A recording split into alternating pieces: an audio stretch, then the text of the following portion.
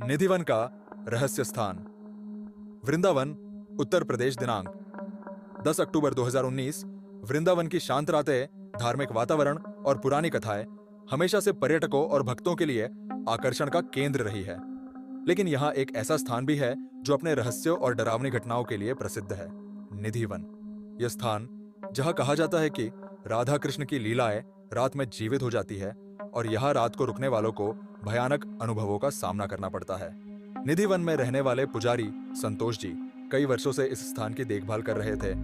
उन्होंने कई बार उन लोगों की कहानियां सुनी थी जो रात में निधिवन में रुकने की कोशिश करते थे और फिर कभी दिखाई नहीं देते थे। लेकिन 10 अक्टूबर 2019 की रात को जो हुआ वह उनकी जिंदगी में सबसे भयानक अनुभव था। उस दिन दिल्ली से 4 दोस्तों का एक समूह राहुल, सुमित, अनीता और प्रियंका वृंदावन घूमने आया था। वे निधिवन के रहस्य के बारे में जानने के लिए बेहद उत्साहित थे। उन्होंने सुना था कि यहाँ रात में रुकने से कई अजीब घटनाएं होती है। वे अपने साहस को आजमाने का मन बना चुके थे। शाम को जब वे निधिवन पहुंचे तो उन्होंने संतोष जी से मिलने का फैसला किया। उन्होंने संतोष जी से निवेदन किया कि वे रात में निधिवन में रुकना चाहते हैं। संतोष जी ने उन्हें इसके खतरों के बारे में बताया, लेकिन उन्होंने अपने निर्णय पर अडिग रहते हुए कहा, हम केवल यहाँ की सच्चाई जानना चाहते हैं। संतोष जी ने उन्हें चेतावनी दी, रात को यहाँ रुकने का परिणाम बहुत भयानक हो सकता है। यहाँ रात को जो भी रुकता है उसे कुछ ऐसा देखने को मिलता है जो वह कभी भूल नहीं सकता। लेकिन दोस्तों ने अपनी जिद नहीं छोड़ी।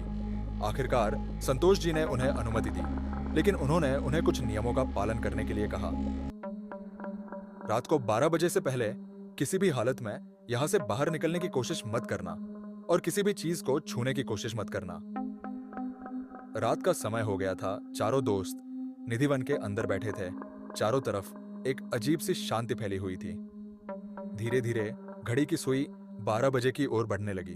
तभी अचानक हवा में एक अजीब सी ठंडक महसूस होने लगी।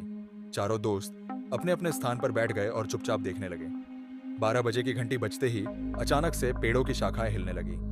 राहुल ने अपने फोन से वीडियो रिकॉर्डिंग शुरू की। क्या हो रहा है? प्रियंका ने धीरे से पूछा। अचानक वहां एक मधुर संगीत की आवाज सुनाई दी। ये आवाज इतनी मधुर थी कि चारों दोस्तों का ध्यान उस ओर खींच गया। उन्होंने देखा कि एक ओर से एक धीमी रोशनी आ रही है। चारों दोस्त धीरे धीरे उस रोशनी की ओर बढ़ने लगे। जब वे उस स्थान पर पहुंचे तो उन्होंने देखा कि वहां एक अद्भुत दृश्य था।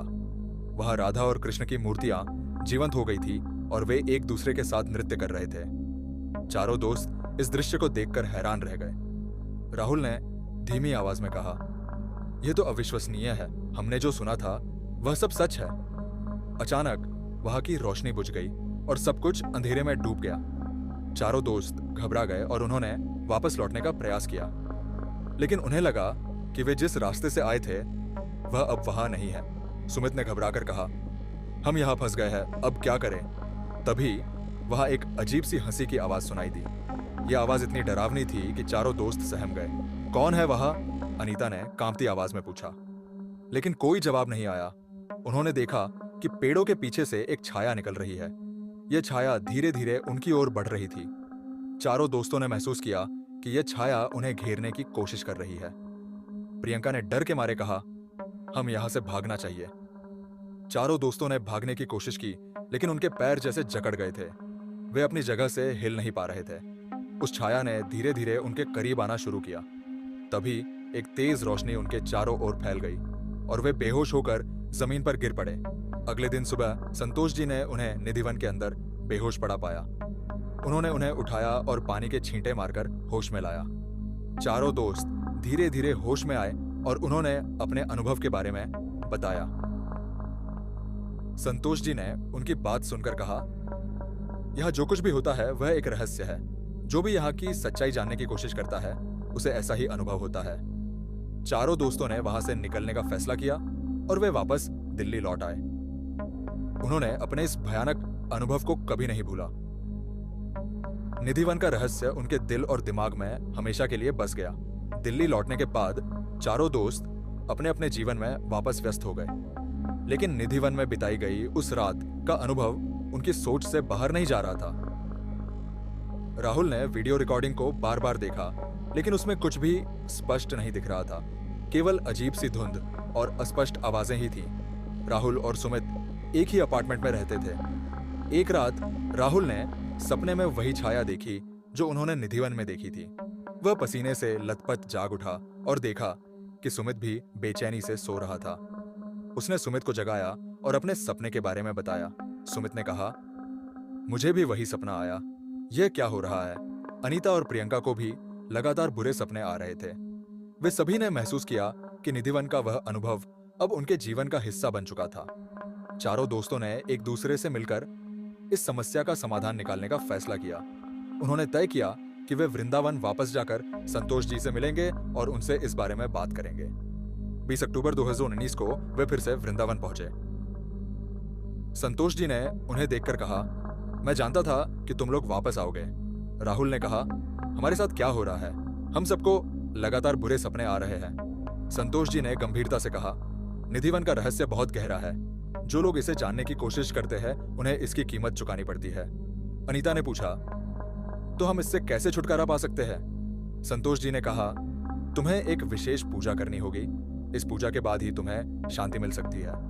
संतोष जी ने उन्हें पूजा की विधि बताई और कहा कि उन्हें उस रात निधिवन के अंदर पूजा करनी होगी। उन्होंने कहा, यह पूजा बहुत ही संवेदनशील है।